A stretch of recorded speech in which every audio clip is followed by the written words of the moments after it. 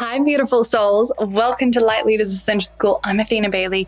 Today we are talking to why you're struggling to receive from your guides. Now, there can be a real myriad of reasons why you're not actually receiving from your spirit guides, and I want to talk about those today. Now, as we know, when we're talking about channeling spirit guides, there are a few things that you have to have in play to activate your channeling abilities. One of those is activations. You have to actually activate your channel. You have to do healing work to heal what's in the way. Any blockages you have, past life trauma around channeling, we've got to clear that. Then you need a tried and tested system, right? So I have a channeling school where this is what I teach as well. And then you need practice and personalized support, right? If you're not practicing and having personalized support, not just intellectual theory, you're going to get stuck. But let's say you've got all of that and you're still having a hard time. There are a couple of things that I want to speak to here. Now, the first one is you might not actually be trusting them, right?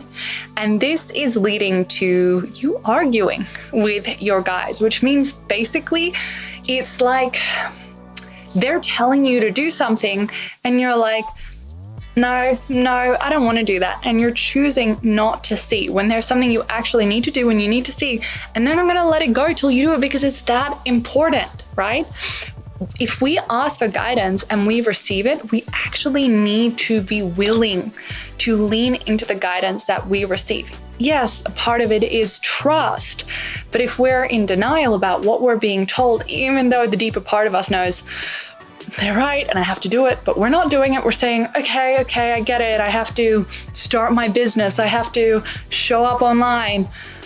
But what else, spirit guides? Tell me something else. And we just want to receive and we're not actually taking action on what we're told. Your spirit guides are going to keep coming back, or they're going to be like, come on, do the thing, take action, right?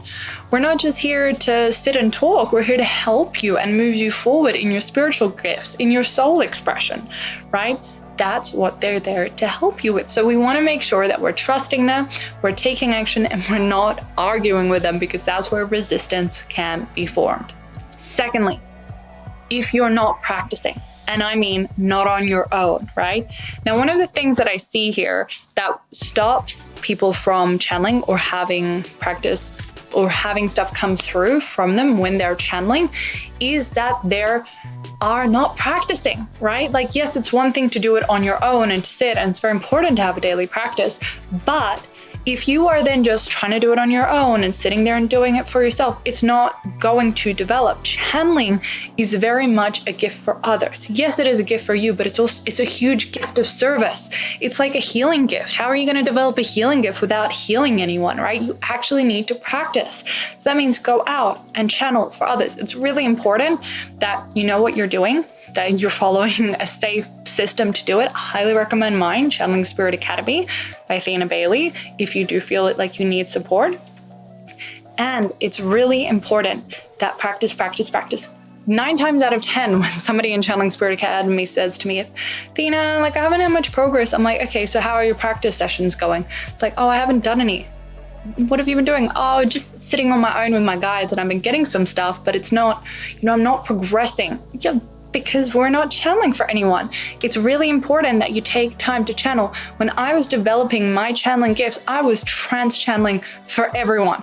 I was like, I'm going to trans-channel. I was so dedicated to growing and expanding these abilities, right?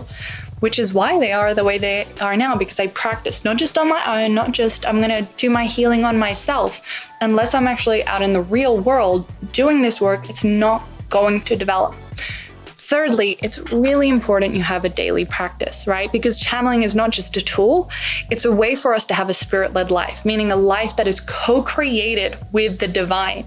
And if you are not taking the time to actually sit with your spirit guides every single day, to have a conversation with them, to ask them for support, to thank them, to express gratitude, to build the relationship, because that's going to make you more sensitive to their energy so you can recognize it. It's going to strengthen your relationship to them. It's going to raise your vibration.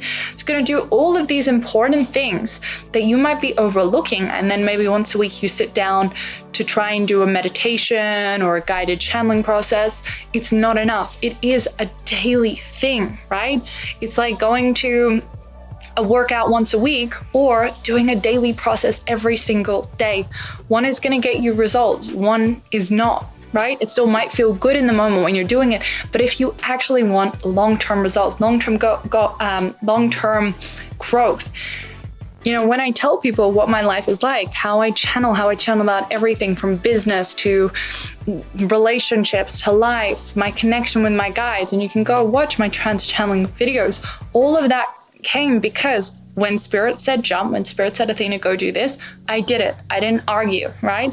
Sometimes I'm like, oh, really, Spirit? Okay, but I still do the thing, right? I trust, I surrender, I say yes. I have a daily practice that every day I'm connecting with my spirit guides, not just in the morning, but throughout the day, right? I'm committed to that relationship. And 3, when I was beginning out to really grow my channeling and I wanted to get good at it, I was practicing constantly. I was offering sessions for free, starting out for free, trans channeling, giving, right? To develop that gift as well. If we don't use it, what use is that gift? Like, you were given these gifts so that you could serve humanity with them. So it's so important for you to serve. If you're doing these 3 things, well, actually, if you're not doing any of these 3 things, it could be a reason why your channeling is not progressing. As long as, again, you have activated your channel, you've healed the stuff in between, you have a system that actually works, which isn't close your eyes, meditate, connect to your guides. It's not a channeling system. That's a way to meditate, right? And people get confused here and then they wonder why they can't channel. You actually need a proper system to be able to channel and to discern and to do it safely. And 4thly, support, actually somebody who can look and support you and help you and practice with you. If you want more support, if you want these 4 things, reach out to me. You can check in the info box below. Channeling Spirit Academy is there to support you in this. And if you have all of those, then these are the things you want to look at too. Sending you so much love and blessings. Thank you for being here. Let me know how it resonates or any questions you might have. Remember to like and subscribe. Thank you, beautiful soul.